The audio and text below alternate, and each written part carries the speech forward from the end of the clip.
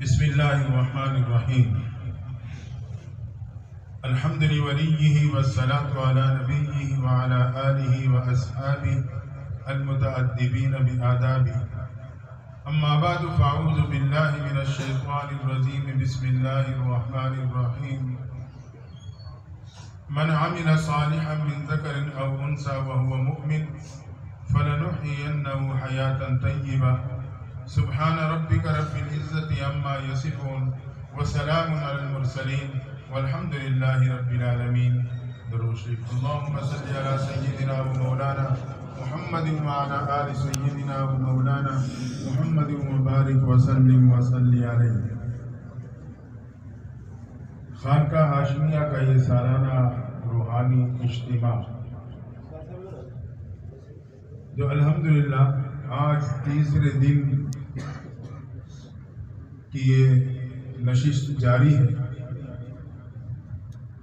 دعا ہے اللہ تعالیٰ حضرت قاری جمیل الرحمان صاحب، ہمارے حضرت قاری سعید الرحمان صاحب، اسی طرح ضیاء الرحمان صاحب اور ان کے چھوٹے بھائی، اور اس طرح حضرت جمیل الرحمان صاحب کے صاحبزادگان مولانا مفتی عبید الرحمان صاحب انعام اور اکرام، نام ایک جیسے بھی مجھے مغالطہ لگ جاتا ہے، اور اللہ تعالیٰ ان کی کاوشوں کو قبول فرمائے. اللہ اس میں اور برکت اور قبولیت نصیب فرمائے، اور آپ سب کی حاضری اس خانقاہ کے ساتھ محبت کی بنیاد پہ اللہ تعالیٰ سب کی رضا کا ذریعہ بنائے. ہمارے محترم عتیق الرحمان صاحب رحمۃ اللہ تعالیٰ علیہ، اللہ ان کی قبروں پہ بھی کروڑہ رحمتیں نازل فرمائے. قرآن مجید کی ایک آیت کریمہ آپ کے سامنے تلاوت کی ہے، جس میں اللہ تعالیٰ ایک قرآن اصول بیان فرما رہے ہیں. اسی اصول کو آپ کے سامنے تھوڑا سا کھول کے رکھوں گا تو اپنی بات کو سمجھ لوں. فرمایا من عمل صالحا من ذکر او انثى وهو مؤمن فلنحيينه حیاة طیبہ. مرد ہو یا عورت، ایمان کے بعد نیک اعمال کیے، اللہ کہتا ہے میں اسے خوشگوار زندگی عطا کر دوں گا. اصول کو سمجھنے سے پہلے یہ بات ذہن میں رہے کہ اللہ نے دنیا میں بعض چیزوں کی ترتیب اپنی طرف سے متعین کر دی. اگر ہم اور آپ یہ چاہیں کہ مجھے پھل مل جائے تو ایک ترتیب خداوندی ہے. زمین میں بیج ڈالیں گے، اس سے کومپل پھوٹے گی، پودا بنے گا، رفتہ رفتہ درخت بنے گا، اس پہ پھول لگیں گے، پھر کہیں جا کے اس پہ پھل لگے گا. یہ ترتیب خداوندی ہے. اب اگر میں اور آپ یہ چاہیں کہ میں چند پھل زمین میں دبا دوں اور چند دنوں بعد اس سے کافی سارے پھل نکل آئے، یہ بالکل ناممکن ہے، کیونکہ اللہ اپنی ترتیب متعین فرما چکا ہے. اسی طرح اگر کوئی شخص یہ چاہتا ہے کہ مجھے اولاد کی دولت مل جائے تو ایک ترتیب خداوندی ہے، نکاح ہوگا، ملاپ ہوگا، رب چاہے گا تو اولاد دے دے گا. بالکل اسی طرح اگر کوئی شخص یہ چاہتا ہے کہ مجھے خوشگوار زندگی مل جائے، راحت و سکون والی، عزت اور کامیابی والی، تو اس کے لیے بھی اللہ نے ایک ترتیب متعین کر کے اسے آیت کریمہ میں بیان کر دی ہے. فرمایا ایمان کے بعد نیک اعمال کیے تو میں تمہیں خوشگوار زندگی عطا کر دوں گا. قانون اس الفاظ میں آپ سمجھیں کہ رب کہتا ہے میرے بندے تو اپنے اعمال بنانے میں تیرے حالات بنا دوں گا. تو اعمال بنانے میں حالات بنا دوں. یہ ترتیب خداوندی ہے. لیکن آج میرے اور آپ کی سوچ بالکل بالعکس ہے. کسی سے بات کر کے دیکھیں، بھائی مسجد میں آئے کرو، درس میں بیٹھا کرو، نماز سے جڑا کرو، وہ آپ سے ایک ہی بات کہے گا، یار دعا کرو میرے کچھ کاروباری حالات ٹھیک نہیں ہے، کہ قرضوں کا مسئلہ ہے، حالات ٹھیک ہو جائے تو پھر انشاءاللہ میں آپ کو مسجد میں نظر آؤں گا. یعنی میری سوچ یہ کہ حالات بنیں گے تو اعمال بناؤں گا. رب کی ترتیب یہ ہے کہ میرے بندے اعمال بنائے گا تو حالات بناؤں گا. اب اگر میں ساری زندگی ٹکرے مارتا رہوں، اللہ کی مقرر کردہ ترتیب کو پلٹ نہیں سکتا ہوں. تو قرآن اصول دے رہا ہے کہ اعمال بنا لو، میں تمہارے حالات بنا دوں گا. اب اگلی بات یہ ہے، ایک شخص نے سوچ لیا کہ واقعی اب میں اعمال بناؤں گا تاکہ میرے حالات اللہ بنا دے، لیکن اعمال بناؤ تو کیسے بناؤ؟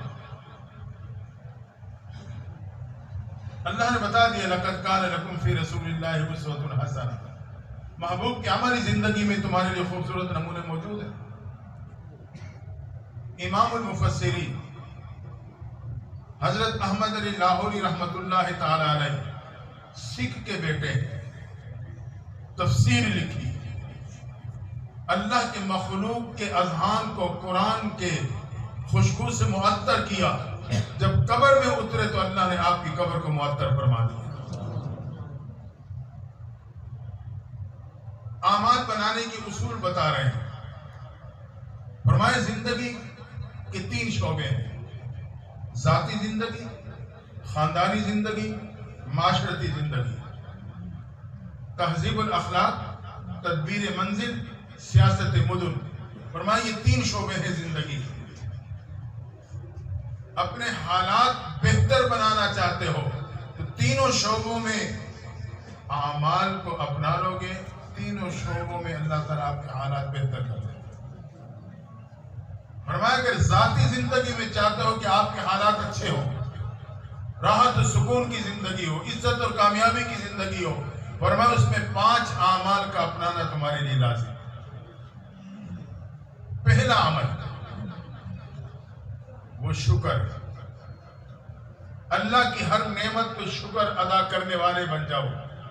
لئن شکرتم لازیدنکم، اللہ تعالیٰ نعمتوں کو بڑھا دے۔ اور یہ بات یاد رکھنا، اگر میں شکر ادا کروں اللہ کی خدائی میں اضافہ نہیں کر سکتا، شکر ادا نہ کروں تو رب کی خدائی میں کمی نہیں لا سکتا، لیکن یہ شکر بندے کو اللہ کے ہاں مقبول بنا دیتا ہے۔ اور شکر ادا کرنے کے لیے ایک اصول ہے، دنیاوی اعتبار سے اپنے سے کمزور اور نیچے پہ نظر رکھنا، قدم قدم پہ شکر کا موقع ملے گا۔ اگر اپنے سے اوپر پہ نظر رکھو گے تو ناشکری کا شکار ہو جاؤ گے۔ ایک نوجوان کے بارے میں آتا ہے، پھٹے پرانے کپڑے ہیں، پاؤں میں جوتا نہیں، کبھی کھانا ملا نہ ملا، ایسی زندگی گزر رہی ہے۔ کسی کو خیال آیا، اس نے نیا جوتا لے کے دے دیا۔ اب یہ شخص کسی تقریب میں کسی مقام پہ گیا، واپس لوٹنے لگا تو اس کا جوتا چوری ہو چکا۔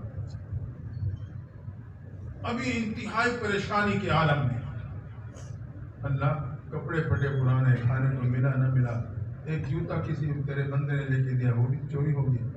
ابھی زبان پہ شکوے شکایت کے الفاظ آنے ہی والے تھے کہ دروازے سے باہر اس کی نظر گئی، اسے دیکھا کہ خوبصورت نوجوان ہے، دونوں ٹانگوں سے معذور گھسٹتا ہوا آ رہا ہے۔ جب اس کی اس پہ نظر پڑی تو ناشکری کے بجائے شکریہ کے الفاظ زبان سے نکلے، اللہ یہ نوجوان تو ٹانگوں سے معذور ہے، تیرا شکر ہے میری ٹانگیں صحیح سلامت ہے، صرف جوتوں سے محروم ہوا۔ اپنے سے کم پہ نظر رکھیں گے، کمزور پہ نظر رکھیں گے، شکر کا موقع ملتا رہے گا۔ لیکن ہمارے مزاج یہ کہ ہم اپنے سے اوپر پہ نظر رکھیں، پھر جو میرے پہ اللہ کی نعمتیں ہوتی ہیں وہ میں نظر انداز کر دیتا ہوں، نعوذ باللہ اس پہ شکر کرنے کا موقع ہی نہیں ملتا۔ فرمائے ذاتی زندگی میں سکون چاہتے ہو، اللہ کی نعمتوں پہ شکر ادا کرو۔ علماء نے لکھا ہے سب سے ادنا درجہ شکر ادا کرنے کا یہ ہے کہ ہر بات پہ الحمدللہ کہو۔ اور حقیقی شکر یہ ہے اللہ نے جو نعمتیں دی ہیں، ان نعمتوں کو اللہ کی نافرمانی میں استعمال ہونے سے بچا دو۔ آنکھ ہے، زبان ہے، کان ہے، ہاتھ پاؤں ہے، دل و دماغ ہے، زندگی ہے، صحت ہے، اس کو اللہ کی نافرمانی اس میں استعمال ہونے سے بچا لیں گے، یہ حقیقی شکر ہے۔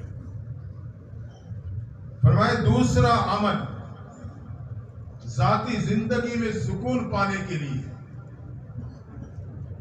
وہ صبر، مصیبت پہ صبر، پریشان ہوں، صدمے سے دوچار ہوں، صبر، بے صبری کا مظاہرہ نہ ہو۔ اور اگر میں نے بے صبری کا مظاہرہ کر دیا، یاد رکھنا اس سے پریشانی نہیں ٹلتی، لیکن صبر پہ جو اجر ملنا ہوتا ہے وہ ضائع ہو جاتا ہے۔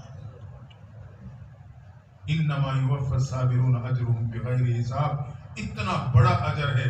فرمایا میں تمہیں آزماؤں گا، اگر تم نے صبر کیا تو بے حساب و کتاب جنت میں داخل کر دو.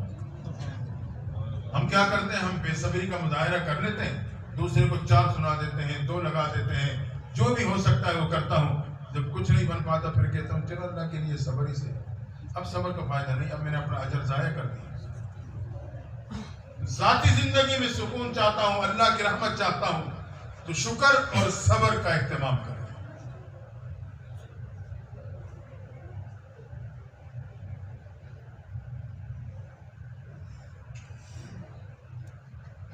صبر کا کڑوا گھونٹ پیتا ہوں. دوسری بات یہ کہ ہم کسی نے مجھے برا کہتے ہیں، میں خاموش ہو گیا، پھر کہا پھر خاموش ہو گیا. تیسری دفعہ کہا تو پھر میں اس سے 2 قدم آگے بڑھ جاتا. کوئی سمجھائے تو نہیں کتنا صبر کروں، بڑا صبر کر لیا. یہ میرے آپ کی حالت ہے. میں آپ کو بتاتا ہوں صبر کیسا ہوتا ہے. ایک عرب خاتون خانہ کعبہ کا طواف کر رہی ہے، زار و قطار رو رہی ہے، مچھلی بھی آپ کی طرح تڑپ رہی ہے، اور تڑپتے ہوئے کہتی ہے اللہ میں تیرے سے اس حال پہ بھی راضی ہوں. ایک نوجوان اس کے پیچھے پیچھے طواف میں مصروف ہے، اس کی حالت بھی دیکھتا ہے، اس کا یہ جملہ بھی سنتا ہے. اس سے بڑی جستجو پیدا ہوئی، پتہ نہیں یہ خاتون کس حالت سے گزر رہی ہوگی. تڑپتی ہوئی روتی ہے اور کہتی ہے اللہ تیرے سے اس حال پہ راضی. طواف مکمل ہوا تو یہ نوجوان قریب گیا. اماں میں پوچھ سکتا ہوں کہ آپ کس حال سے گزر رہی ہیں؟ میں نے آپ کی یہ حالت دیکھی طواف کے دوران. وہ خاتون رو پڑی. کہا بیٹا میرے 3 چھوٹے بیٹے تھے، لگتی جگہ تھی، میں تندور جلا رہی تھی، گود کا بچہ میرے پاس تھا. بچوں کے والد آئے، بکری ذبح کی، گوشت بنایا، چھری رکھی اور کام پہ چلے گئے. میں تندور جلا رہی تھی کہ اچانک میں نے کمرے میں سے بڑے سے چھوٹے بچے کی دردناک چیخ سنی تو میں بہت ہی تیزی میں دوڑی. جب اندر گئی تو میں نے کیا دیکھا، دونوں بھائی آپس میں کھیل رہے تھے کہ بڑے کے ہاتھ میں چھری ہے، اس سے چھوٹا لیٹ گیا. کہا کہ ابو نے بکری یوں لٹائی تھی اور بڑے نے اس کے گلے پہ چھری چلا دی، اس طرح ذبح کی تھی اور وہ خون میں لت پت مر چکا تھا. اس لیے کہتے ہیں کہ ایسی چیزیں بچوں سے پہنچ سے دور رکھا کرو. ایک مثال کے اوپر جا کے بچوں کو خاموش کرا دیں ایک ساتھ. اس لیے یہ چیزیں بچوں کے پہنچ سے دور رکھنی چاہیے. یہاں سے اشارے نہ کریں، کیونکہ بچے بڑوں کی نقل کرتے ہیں. کہتے میں نے اس بچے کو اٹھایا، باہر چارجو بھی لٹایا، کپڑا ڈال دیا. اب میں سوچنے لگی بڑا بچہ گھبرا کے بھاگ گیا، پتہ نہیں وہ کسی حادثے کا شکار نہ.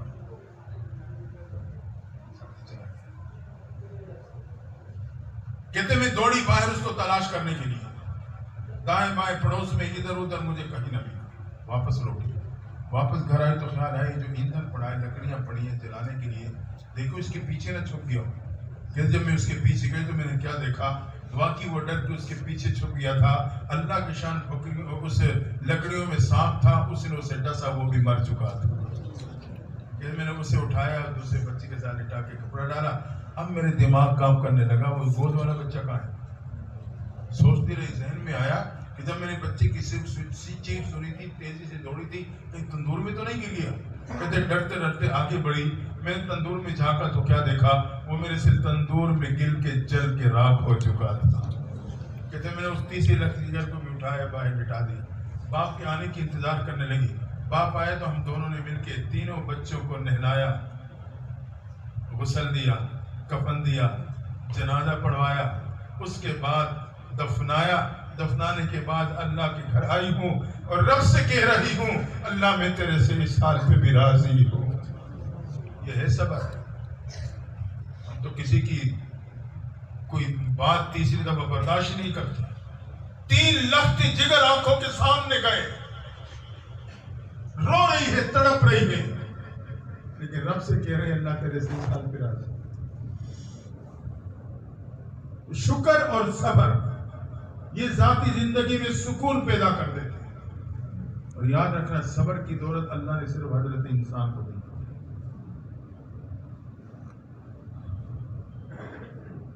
فرمایا تیسرا سبب، تیسرا عمل جو ذاتی زندگی میں عزت، کامیابی اور سکون کا ذریعہ ہے وہ ہے ذکر۔ اگر ذکر کا اہتمام رہے گا تو صبر و شکر کی زندگی نصیب رہے گی، اور صبر و شکر یہ دونوں جنتی کی صفات ہیں۔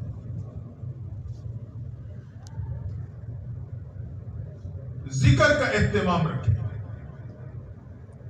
قرآن کی تلاوت کی پابندی، اللہ کا ذکر ہے، درود شریف استغفار کی تسبیحات کریں، قرآن کی تلاوت کی پابندی رکھیں۔ یہ رب کا کلام ہے، رب کے ذات سے صادر ہوا۔ تو ایک بات یاد رکھنا، اللہ اپنی ذاتی چیز ہر ایک کو نہیں دیتا۔ آج ہم اور آپ ذاتی موبائل دینا تو دور کی بات، ذاتی نمبر ہر ایک کو نہیں دیتے، جس سے خاص تعلق کو شاید اسے دے دیتے ہیں۔ تو اللہ بھی اپنا ذاتی کلام ہر ایک کو نہیں دیتا، صرف اس کو دیتا ہے، یا اسے تلاوت کی توفیق دیتا ہے جس کو ایک مرتبہ محبت کی نگاہوں سے دیکھ لیتا۔ اگر مجھے قرآن کی تلاوت کی توفیق ہے تو شکر ادا کرے، رب نے مجھے محبت سے دیکھا، اپنے ذاتی کلام کی تلاوت نصیب کر دی۔ اگر توفیق نہیں ہے تو فکر مند ہو جائیں کہ رب کی محبت کی نظر میرے پہ نہیں پڑی۔ اس لیے اس روحانی پروگرام سے یہ بات پلے باندھ کے جائیں کہ آج کے بعد ہم نے قرآن کی تلاوت کا اہتمام کرنا ہے، اور ایک رکوع کیوں نہ ہو۔ ویسے تو حق بنتا ہے کہ روزانہ ایک پارہ نہیں، آدھا پارہ نہیں، ایک پاؤ، چلو رکوع دو رکوع سے۔ اور ایک بات یاد رکھنا ہے، جو گھروں میں قرآن کے نسخے ہیں نا، اس کو ویسے نہ سمجھنا وہ نسخہ پڑا ہے قرآن کا۔ عورتیں بھی ریشمی غلاف میں لپیٹ کے اور اونچی الماری پہ رکھ دیتے ہیں تاکہ دوبارہ اٹھاتے ہوئے ہاتھ ہی نہ پہنچے۔ برکت ہے ذکر۔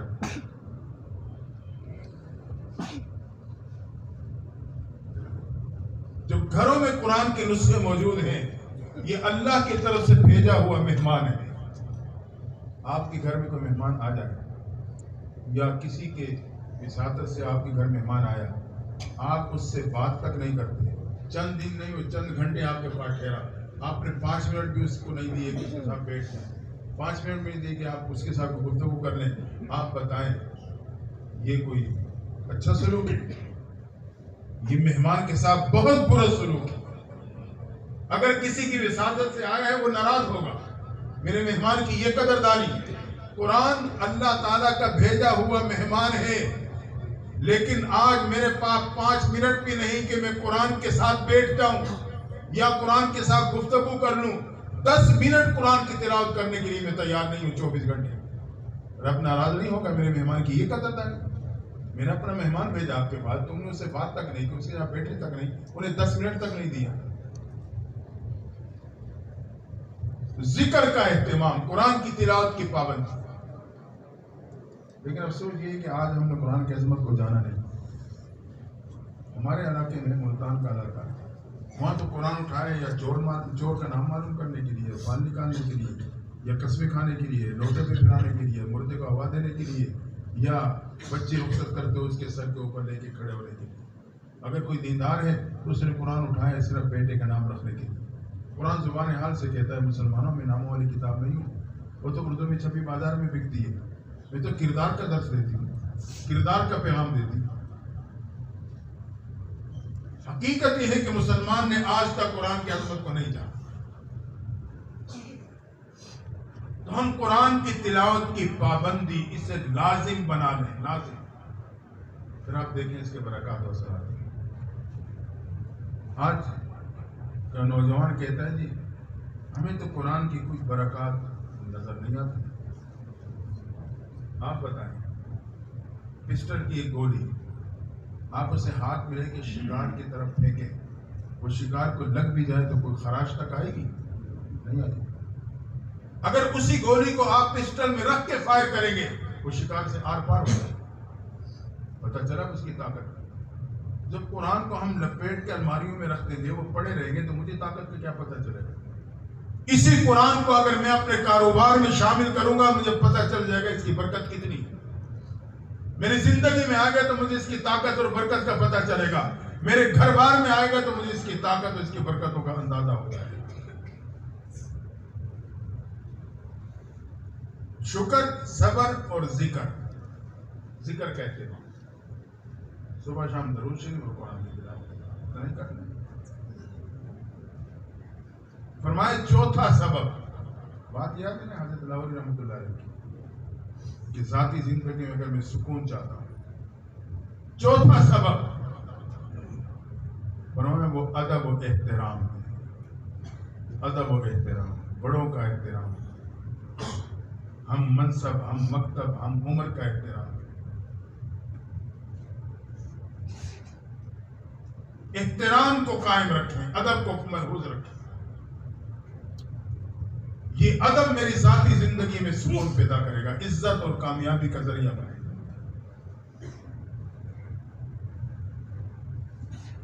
آج کیا حالات ہے؟ آج تو چھوٹوں کی زندگی سے بڑوں کا ادب نکل گیا اور بڑوں کی زندگی سے چھوٹوں پہ شفقت نکل گئی۔ دونوں طرف سے معاملہ کرا۔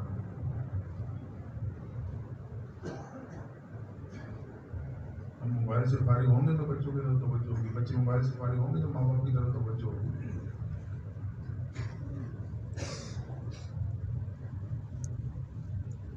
اور فرمایا پانچواں سبب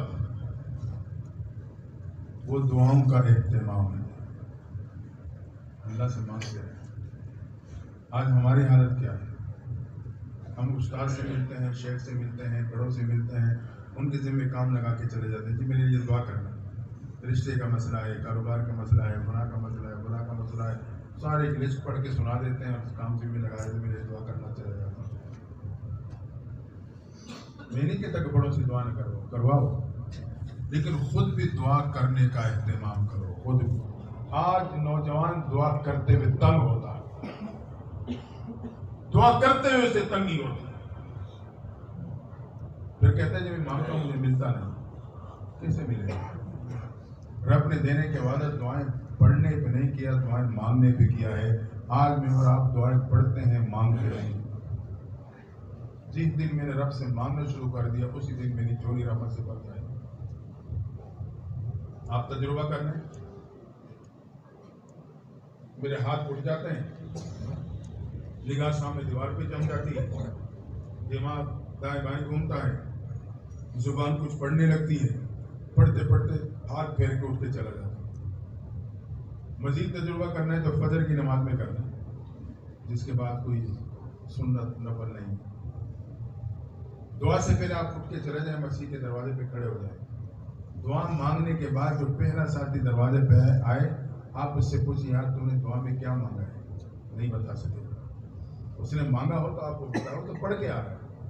اور پڑھنے پہ اللہ نے دینے کا وعدہ نہیں کیا، رب نے مانگنے پہ دینے کا وعدہ کیا ہے۔ اس لیے کہتے ہیں مانگنا سیکھنا ہے، اشارے پہ رکے ہوئے گاڑی کے شیشے کے پاس کھڑے اس فقیر سے سیکھو جس کو یقین بھی نہیں ملے گا یا شیشہ بند کر کے دستار دیا جاؤں گا، پھر اس کے ہاتھ پھیلانے کا انداز فقیرانہ، زبان سے نکلتے جملے فقیرانہ، چہرے کے زاویے فقیرانہ، مکمل محتاج بن کے مانگتا ہے۔ میں اور آپ تو ذات کے در پہ چھپ کے مانگنے والے، جہاں ملنے کا یقین ہے، اگر محتاج بن کے مانگوں گا تو کیسے نہیں ملے گا؟ پڑھنا چھوڑ دیں، مانگنا شروع کر دیں، پھر میرا عشق ختم ہو جائے گا، مجھے نہیں ملتا۔ رب تو اپنے بندوں کو دینے پہ خوش ہوتا ہے۔ اللہ نے یہ کائنات، یہ نعمتیں بندوں کو دینے کے لیے بنائی۔ اللہ مانگنے پہ راضی، دینے پہ خوش ہوتا۔ تو دعاؤں کا اہتمام رکھیں۔ یہ 5 اعمال ہو گئے ذاتی زندگی میں۔ کوئی بتا سکتا ہے مجھے علماء کے علاوہ؟ دماغ کہیں اور پھر رہا ہوتا ہے، جلدی سے بتا دیں۔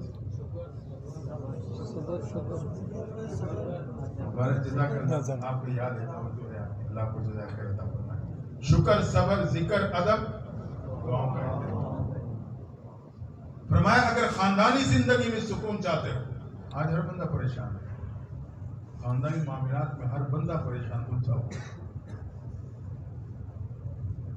فرمایا خاندانی زندگی میں چاہتے ہو کہ سکون مل جائے، عزت مل جائے، تو اس کے لیے 3 اعمال کرنے لازم ہے۔ ہم اعمال کریں گے، اللہ حالات بنا دے گا۔ پہلا عمل حصول علم، علم کا حاصل کریں، خود بھی حاصل کریں، اپنے نسل کو بھی جوڑیں۔ آپ سوچیں گے بھائی اب کیسے علم حاصل کریں؟ 8 سال 10 سال کون لگائے؟ میں نہیں کہتا آپ 8-10 سال لگائیں مدرسے میں داخل ہو۔ ضروریات دین کے احکامات سیکھ لیں، تھوڑے وقت میں آپ سے روزانہ تھوڑا تھوڑا ٹائم دیں علماء کو، ضروریات دین آپ سیکھ لو گے، بہت سے تو آپ کو آتے ہوں گے، مزید کچھ ہوگا تو وہ آپ کو علم میں آ جائے گا۔ حصول علم، علم وہ دولت ہے جو خاندانی زندگی میں عزت کا ذریعہ بنتا ہے، راحت و سکون کا ذریعہ بنتا ہے، اور اسی علم میں بڑی طاقت ہے۔ میں آج بھی علماء کے نشست تھی، اس میں یہ بات کی تھی، بڑی طاقت۔ آدم علیہ السلام مسجود الملائکہ بنے علم کی وجہ سے، علم کی وجہ سے اللہ نے مسجود الملائکہ بنا دیا۔ یوسف علیہ السلام قید و بند کی زندگی سے نکل کے تخت شاہی پہ بیٹھے علم کی بدولت، اللہ نے آپ کو خوابوں کی تعبیر کا علم دیا تھا۔ سلیمان علیہ السلام نے کہا نا بلقیس کا تخت کون لا سکتا ہے؟ تو جنات کا بڑا عفریت من الجن، اس نے کہا میں لا سکتا ہوں۔ کتنی دیر تک؟ اس سے پہلے کہ آپ کی نشست ختم ہو تخت یہاں آپ نے، تو بہت دیر کی بات ہے۔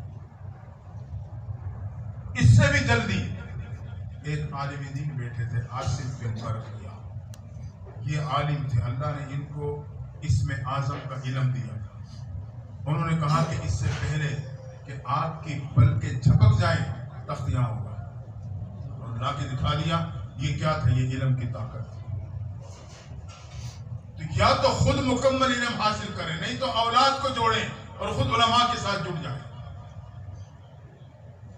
تو علم خاندانی زندگی میں راحت و سکون اور عزت کا ذریعہ ہے۔ مجھے نہیں حاصل تو علماء کی قدر کرنا، اللہ نے انہیں اتنی بڑی طاقت اور دولت دی۔ اور فرمائے دوسرا سبب خاندانی زندگی میں سکون اور عزت کے لیے وہ ہے تزکیہ نفس، اپنی باطن کی صفائی۔ میں اپنی بھی باطن کی صفائی کروں اور اپنے خاندان کے، اپنے نسل کو بھی اس محنت پہ لگا دوں۔ میری باطن کی صفائی ہو جائے گی، خاندانی زندگی میں سکون آئے گا، خاندان کے افراد کو بھی اس راستے پہ لگاؤں گا، یقیناً خاندان میں مجھے عزت ملے گی۔ تزکیہ، تزکیہ کہتے ہیں کسی چیز کی کھوٹ کو نکالنا، ایسی صفائی کہ اس کا کھوٹ نکل جائے۔ دنیا میں مختلف چیزیں مختلف طریقوں سے صاف کی جاتی ہیں۔ کپڑے پہ داغ لگ جائے تو یہ ملنے سے صاف ہوتا ہے، برتن پہ زنگ لگ جائے تو رگڑنے سے صاف ہوتا ہے، سونے کا کھوٹ نکالنا ہو تو پگھلانے سے نکلتا ہے، اسے آگ پہ پگھلاؤ گے کھوٹ اس کا نکل جائے گا۔ تو تزکیہ کا مطلب یہ ہے کہ میرے ہر عمل کا کھوٹ نکل جائے، آنکھ کے دیکھنے کا کھوٹ نکل جائے، زبان کے بولنے کا کھوٹ نکل جائے، کان کے سننے کا، میری سوچ کا، میرے دل کی چاہتوں کا، میرے ہاتھ پاؤں کی حرکت کا، اس سے کھوٹ نکل جائے اور یہ صاف اور پاکیزہ ہو جائے۔ یہ ہے تزکیہ۔ اور فرمایا تیسرا سبب خاندانی زندگی میں سکون اور عزت کے لیے وہ ہے کسب حلال، حلال کماؤں، حلال کھلاؤں، خاندان میں عزت پاؤں۔ تو 3 اعمال ہیں خاندانی زندگی میں: حصول علم، تزکیہ نفس